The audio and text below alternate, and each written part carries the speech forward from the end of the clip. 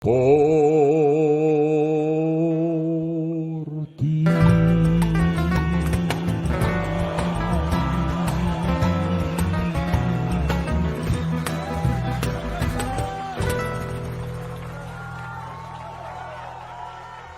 Bienvenidos a Aquí en Radio. Yo soy Patricia Yaguno. Y yo, Manuel Chávez. Ya no puedes cantar esto. Ya en serio, ya no sé.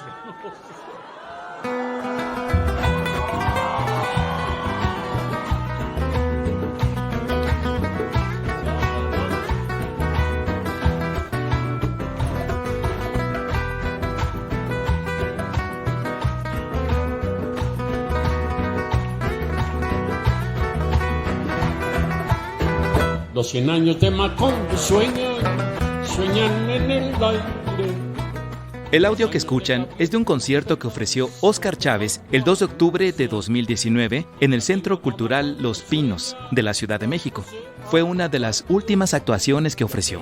6 meses después, el 30 de abril del 2020, moriría a causa de neumonía por COVID-19. Unos días más tarde, retransmitimos aquí en Radio Educación este concierto como un homenaje póstumo.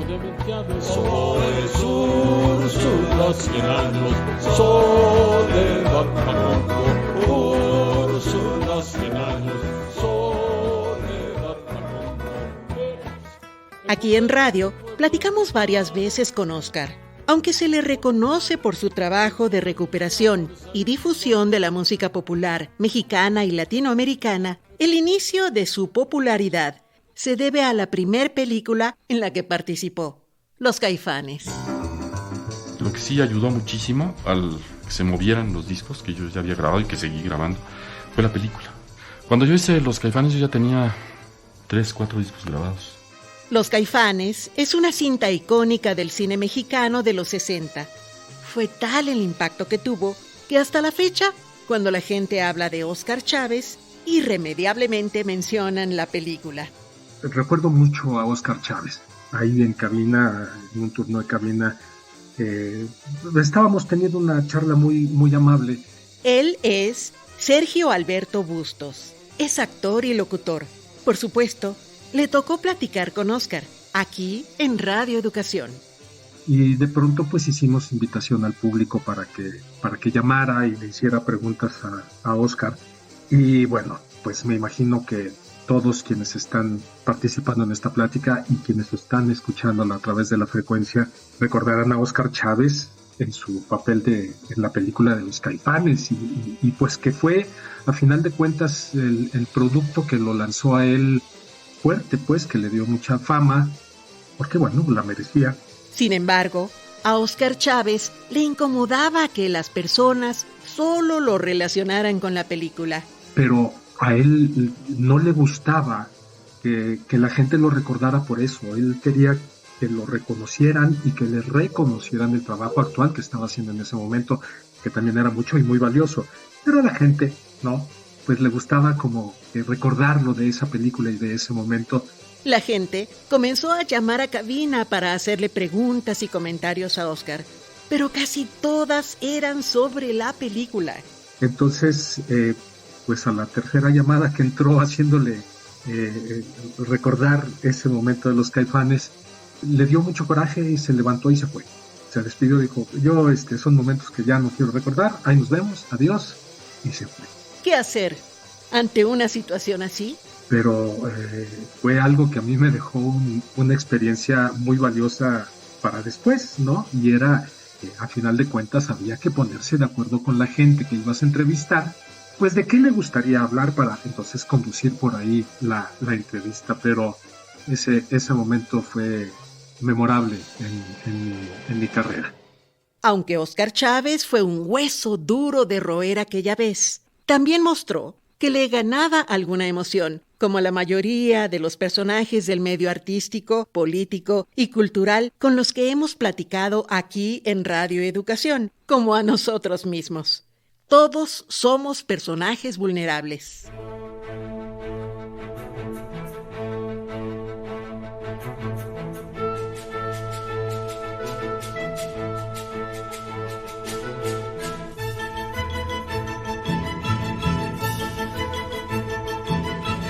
Esto es Aquí en Radio, un recorrido sonoro por la historia de Radio Educación.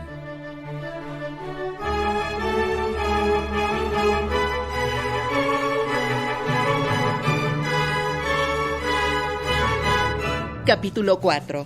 Un personajazo. ¿Qué implica entrevistar a algún personaje?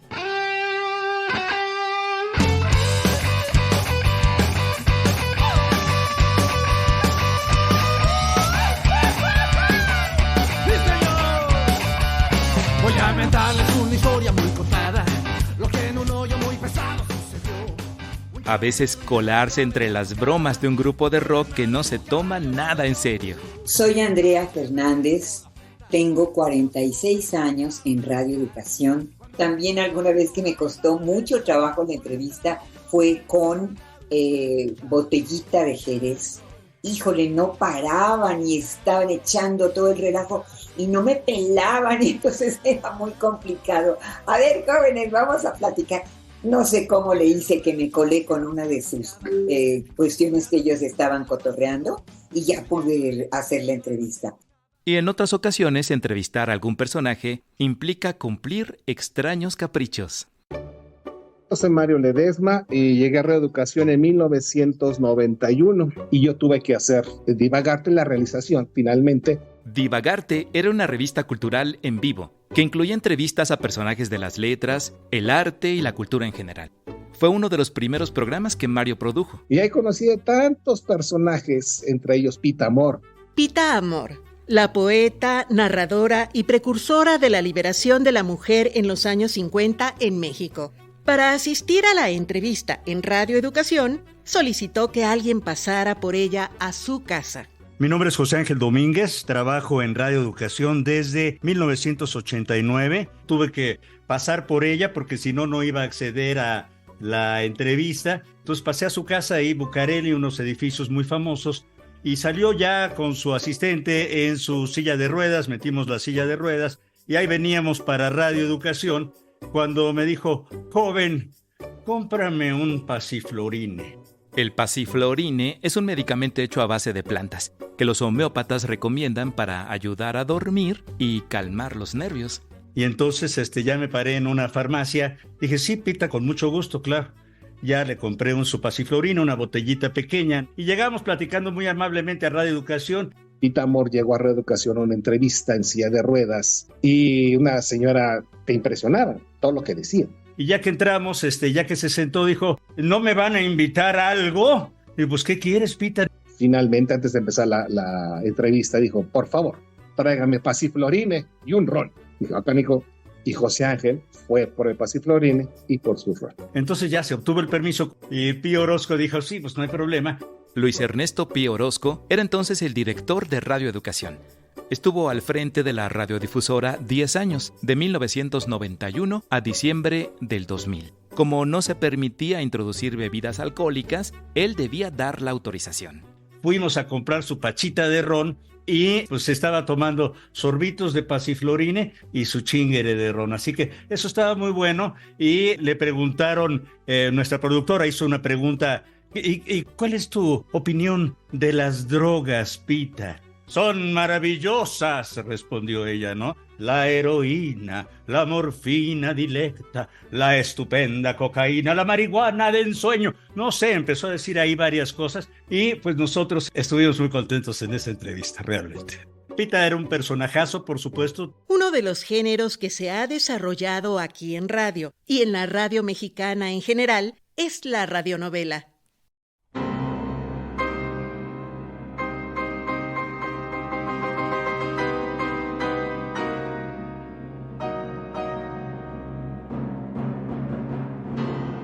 Hacer este tipo de producciones no solo implica adaptar una obra escrita al lenguaje radiofónico, también hay que buscar al elenco y, ¿por qué no?, traer a figuras de la actuación.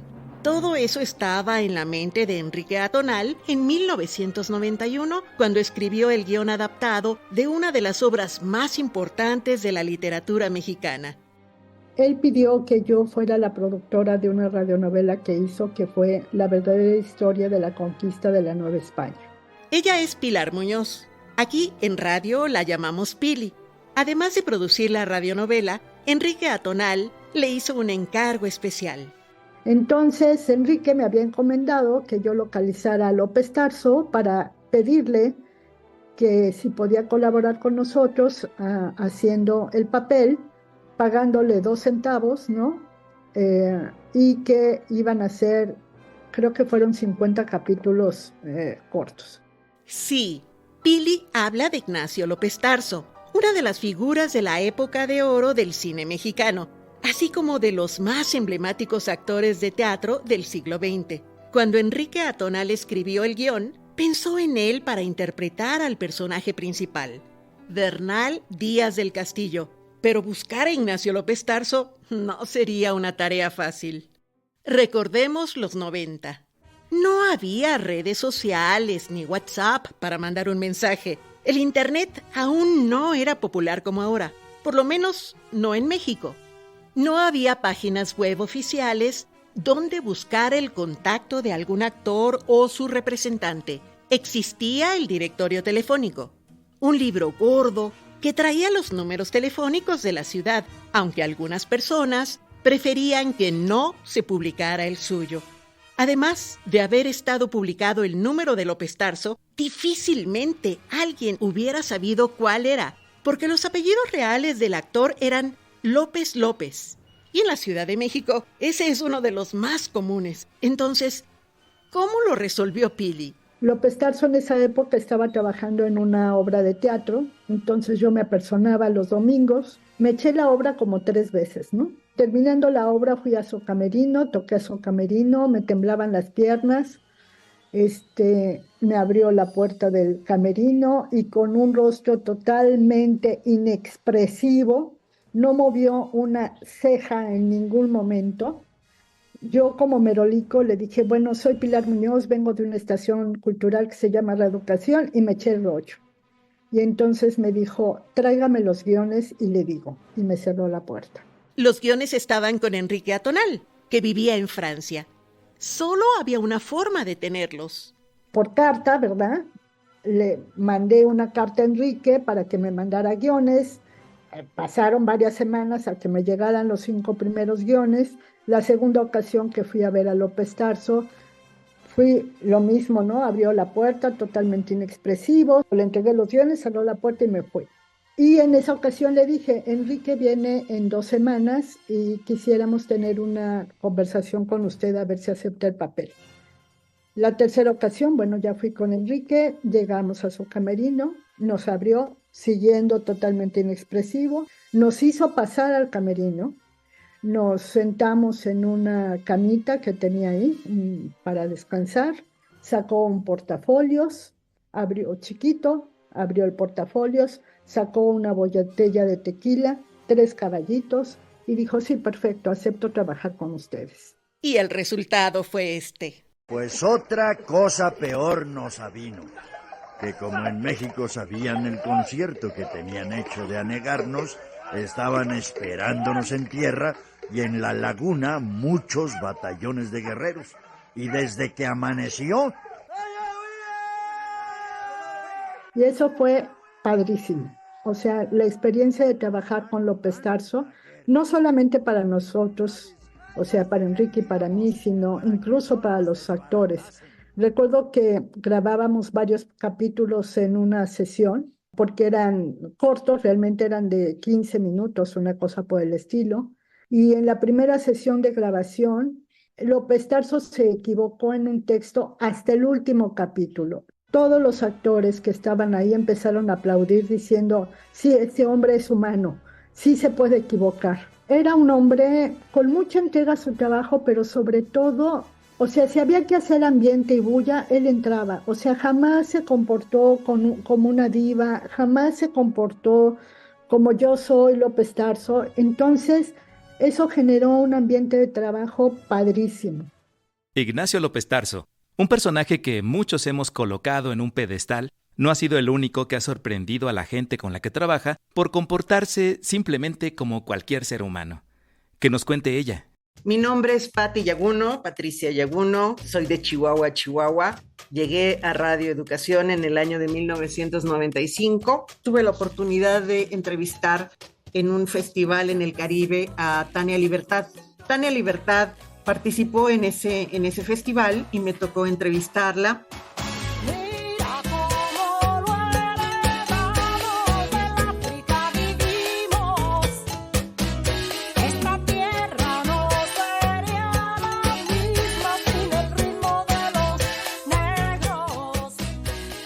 Patti se acercó insegura a la cantante. Las manos le temblaban. Más que hablar, balbuceaba. No entendía la reacción de su cuerpo. Era una chica a la que difícilmente le impactaba un personaje, pero algo había en Tania Libertad que la hacía sentir pánico. Me acerco con ella y empecé a balbucear con la voz temblando y usted no sabía ni qué preguntar. Tania Libertad miró a la muchacha e hizo un gesto que Patti no esperaba. Le extendió los brazos. La señora me inyectó tanta calma y tanta confianza en mí misma. Me abrazó. Primero me abrazó porque todo era audio. Primero me abrazó y me dijo, tranquila, tranquila. Y luego ya, con toda la confianza, le empecé a preguntar. Y me acuerdo que una de las preguntas fue, en alguna ocasión yo la escuché cantar en francés.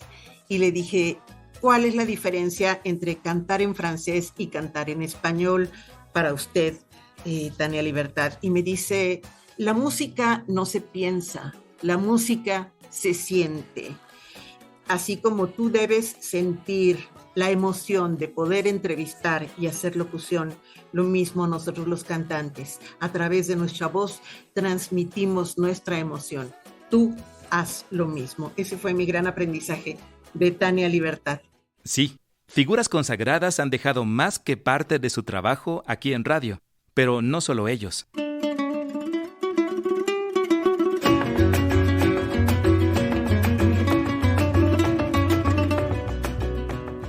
A veces llega a la cabina uno que otro artista que se va abriendo camino y que pinta para convertirse en figura. Yo soy Gabriela Sosa Martínez, locutora de Radio Educación principalmente. Yo recuerdo cuando fui conductora del programa Del Campo y de la Ciudad, fui locutora ahí 8 años. Del Campo y de la Ciudad fue un programa de Radio Educación que trataba temas relacionados con la vida rural y urbana. Pues entraron ahí una cantidad de personajes increíbles, maravillosos, diferentes, pero un día, una madrugada, creo que fue un 12 de noviembre, me acuerdo que fue un día especial para mí, entró una muchacha con su guitarra, con sus trenzas, hablando con mucha claridad, pero a la vez con mucha sencillez. Me la presentó Marco Díaz León. Marco Díaz León era entonces el conductor, musicalizador y uno de los productores del programa Del Campo y de la Ciudad. Dijo, bueno, traigo aquí a esta joven que va a interpretar temas suyos. Y empezó a tocar la guitarra y a cantar con una voz que me dejó helada.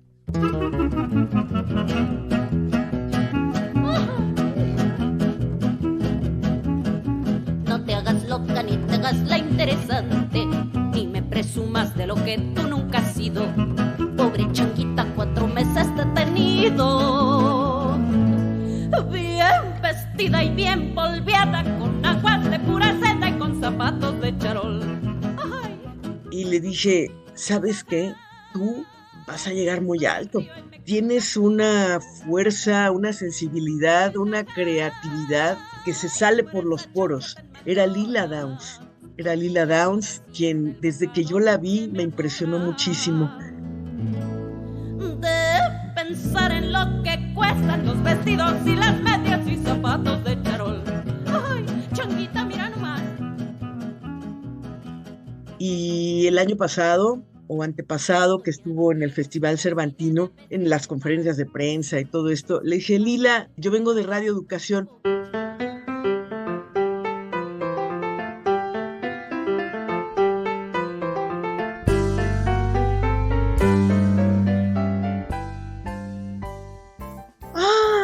Y le cambió la cara. Tú eres, no sé si no se acordó de mí o sí, la verdad es que eso es lo de menos, pero sí se acordó de Radio Educación, de nuestra emisora, sí. que fue la primera que le abrió las puertas a lo que ella venía haciendo, pues tocando en busca de oportunidades de una manera sencilla pero franca. Y fue así como recordamos esa anécdota ella y yo. Yo recuerdo ese día con mucho gusto y mucho orgullo.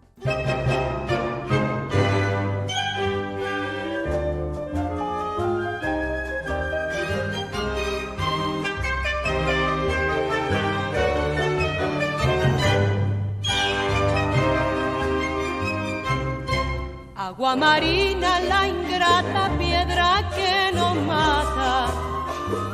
Agua celeste, agua azul. Ha llegado muy tarde, pero ha llegado al fin. En ocasiones coincidimos con la persona que entrevistamos. Se trata de personajes que están, igual que uno, construyendo una carrera, como lo cuenta Andrea Fernández. Allá en el Noticiario Cultural me tocó a la jovencísima parte de un coro, Eugenia León.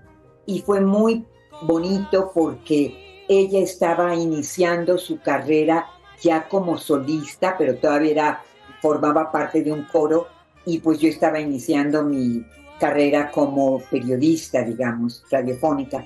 Y muchos años después nos ha tocado volvernos a encontrar y volvernos a saludar y tener una charla radiofónica.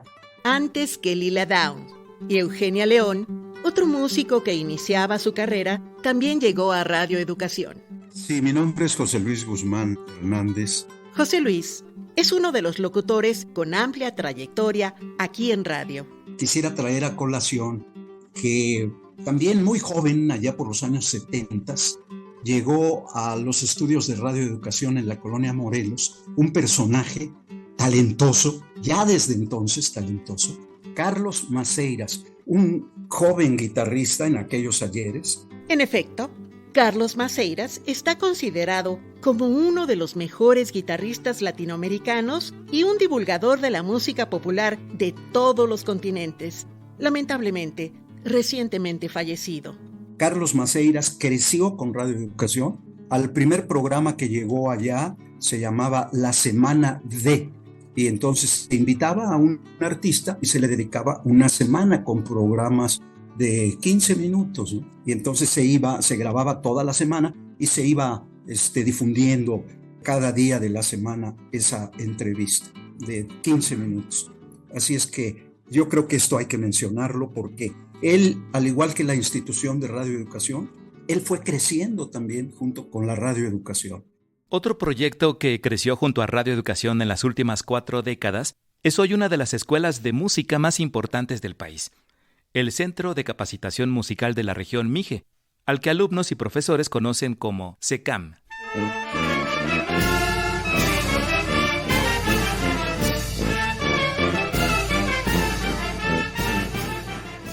Esta historia, por supuesto, comenzó en Oaxaca en 1977, pero es a mediados de 1984 que se topa con Ricardo Montejano, uno de los productores de Radio Educación. La gira de la banda de los niños Mijes se organizó en una reunión que culminó después de 3 días de lucha ideológica con Floriberto Díaz. Floriberto Díaz fue el pensador, activista y educador oaxaqueño que sentó las bases y desarrolló el concepto de comunalidad. Dijo, bueno, entonces vamos a hacer esta movilización, hablaremos en la asamblea.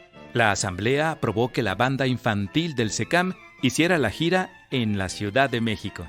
Entonces Ricardo Montejano, junto al también productor Froilán Rascón, comenzaron a trabajar en la logística y espacios para que los niños se presentaran.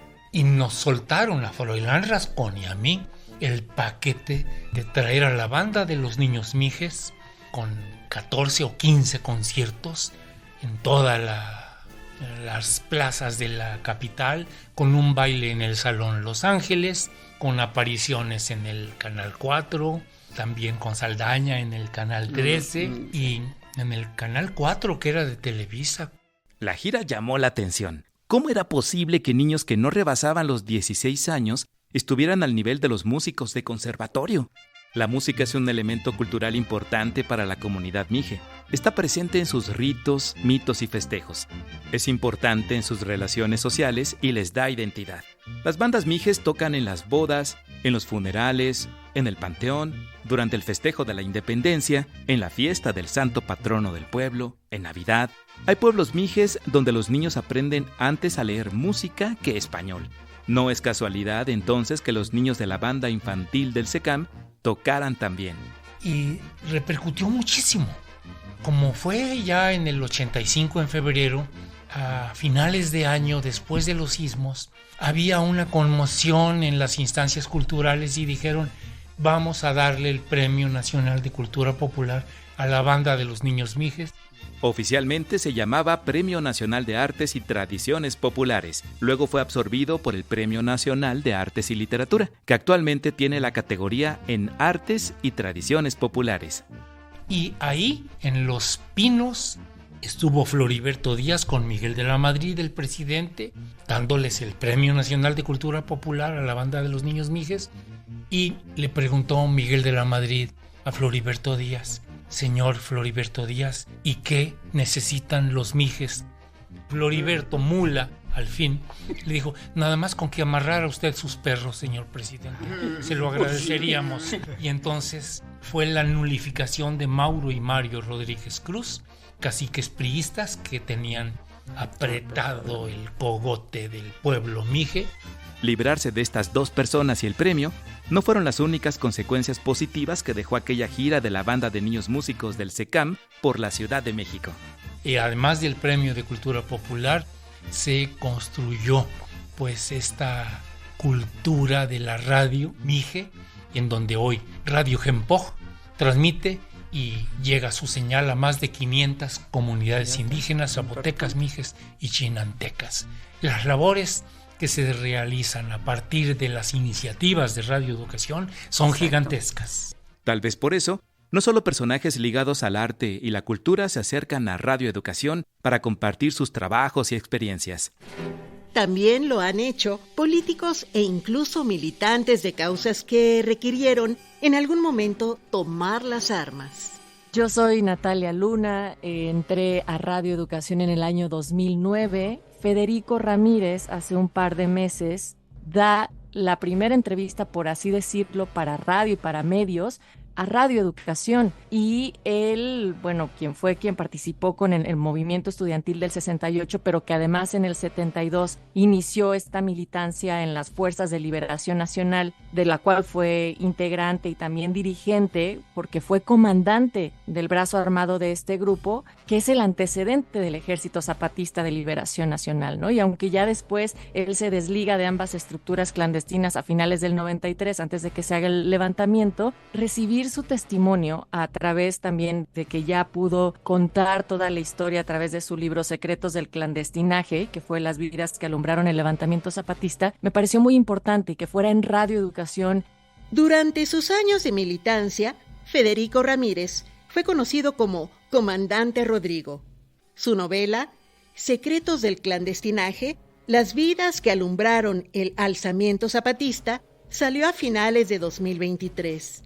Este libro sobre la lucha armada en México está inspirado, sobre todo, en la trayectoria de las Fuerzas Armadas de Liberación Nacional, desde su formación en 1969 hasta emerger como Ejército Zapatista de Liberación Nacional en 1994. Y sobre ello platicó con Natalia. Sin embargo, hablar con este ex militante no fue fácil. Tal vez los años en la clandestinidad, sabiendo que de un momento a otro podía morir, lo transformó en un personaje al que le cuesta hablar, aunque tiene mucho que decir. Fue una entrevista parca en medida de lo que podríamos estar acostumbrados. Se cortó la voz, por supuesto, cuando ya queríamos recordar sobre todas las personas que se quedaron en el camino, y esa entrevista para mí fue muy importante porque me hizo dar cuenta nuevamente de la relevancia y la confianza, insisto, que existe en Radio Educación para seguir contando estas historias, ¿no? Aunque ya no sean perseguidos políticos, aunque en estos momentos la situación haya cambiado muchísimo, abrir esas historias son tan dolorosas, son también complicadas, incluso en el marco de las conmemoraciones del 50, 40 y 30 del EZLN, también me parece que aportan a presentar visiones y conversaciones que podrían encontrarse y en otras tampoco coincidir, pero que estén puestas ahí, me sigue impactando y creo que sigue siendo una de las consignas del tener libertad de discurso y poder sostener diálogos que construyan paz.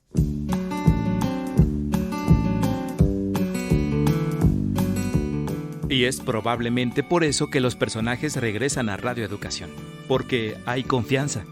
Y no solo por la trayectoria de la emisora, por los 100 años que cumple en este 2024, o por las 5 décadas en las que ha consolidado su presencia como medio. Natalia lo dice muy bien, no solo es la confianza que genera un proyecto como Radio Educación, sino también por las personas que siguen laborando en ella.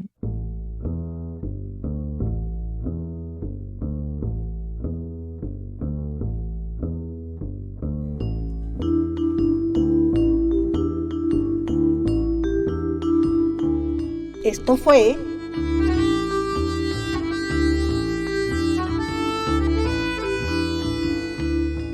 Aquí en Radio, un recorrido sonoro por la historia de Radio Educación.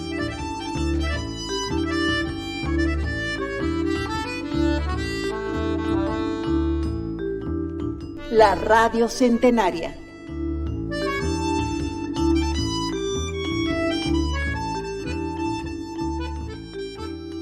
Agradecemos el apoyo de nuestras compañeras y compañeros Heriberto Acuña, Lénica Ávila, Lourdes Ailuardo, Pilar Muñoz, María Eugenia Pulido y Ana Leticia Vargas.